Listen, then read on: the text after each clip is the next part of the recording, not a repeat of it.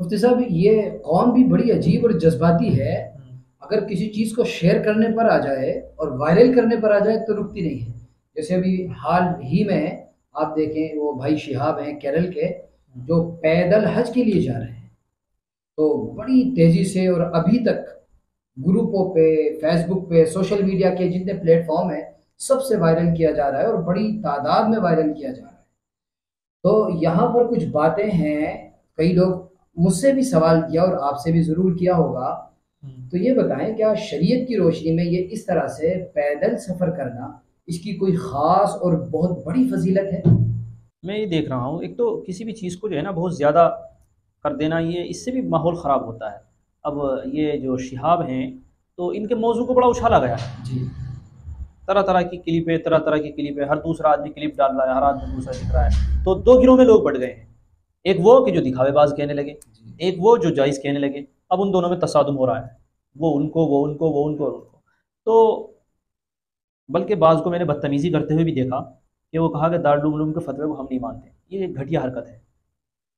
یہاں تک لکھا ہے کہ دارالعلوم کا فتویٰ، فتوے کا مطلب ہوتا ہے کہ شرعی حکم جو بیان کیا گیا ہے۔ جی کسی کا یہ کہہ دینا کہ ہم فتوے کو نہیں مانتے تو یہ اپنے ایمان کی خیر منانے کے برابر ہے۔ اس لیے کہ فتویٰ جو ہے وہ دارالعلوم کا نہیں ہے، وہ تو جو شریعت کی بات ہے اس کو آپ کو بتا دیا۔ جی، تو اس طرح کے جملے کہنے سے بچنا ہے۔ جیسے وہ آپ نے دیکھا ہوگا ایک ارطغرل پر جی ہم جی نے کچھ لکھا اور ہم نے اس وقت کہا تھا تو بڑے جذباتی لڑکوں نے ماحول خراب کیا تھا۔ جی جی جی ہاں، ہوا تو تو ہے۔ ارطغرل کے خلاف کچھ سننے کو تیار نہیں ہے۔ تو اسی طرح یہ شہاب صاحب کا مسئلہ بھی ہے، اس میں دارالعلوم نے بھی بات یہ لکھی۔ میں نے اس سے پہلے ایک پوسٹ فیس بک بھی کی تھی، تو اس میں نے بھی لکھا تھا کہ دیکھیے، پیدل حج پر جانا یا سفر سے جانا اصل ہے استطاعت، من استطاع الیہ سبیلا۔ جو اس کو ذرا واضح فرما دے استطاعت کو، بہت سارے ہمارے ایسے بھی ہیں لوگ۔ استطاعت کا مطلب یہ ہے کہ ہمت اور طاقت۔ تو ہمت اور طاقت سفر سے جانے کے لیے یہ ہے کہ پیدل، جی اگر اس کے اندر اتنی طاقت ہے، اتنی استطاعت ہے، وہ ہمت کر رہا ہے حج پہ پیدل جانے کی، تو وہ دیکھا جائے گا ان کے اندر ہمت اور استطاعت ہے تو جا سکتے ہیں، جائز ہے۔ ورنہ جو ہے مال کے اعتبار سے دیکھا جائے گا، جس انسان کے اندر پیدل جانے کی ہمت نہیں ہے، عام ہے، تو اس کو دیکھا جائے سفر سے جائے، جہاز سے جائے۔ جی تو یہ استطاعت میں داخل ہے۔ تو بہرحال ان کی استطاعت میں یہ بات ہے کہ وہ پیدل چل کے جا سکتے ہیں تو جا رہے ہیں۔ اگرچہ احادیث کے اندر یہ بات آئی ہے، ایک صحابی تھے جو پیدل حج کرنے کے لیے جا رہے تھے، تو اللہ کے رسول صلی اللہ علیہ وسلم نے ناراضگی کا اظہار فرمایا تھا، جی ناراضگی کا اظہار فرمایا تھا کہ یہ کیا چیز ہے بھائی، کیوں تم اپنے آپ کو اس میں ڈال رہے ہو، اللہ کو اس چیز کی کوئی ضرورت نہیں ہے۔ تو جناب محمد رسول اللہ صلی اللہ علیہ وسلم کا جو حکم تھا، میں جو سمجھتا ہوں بطور شفقت تھا،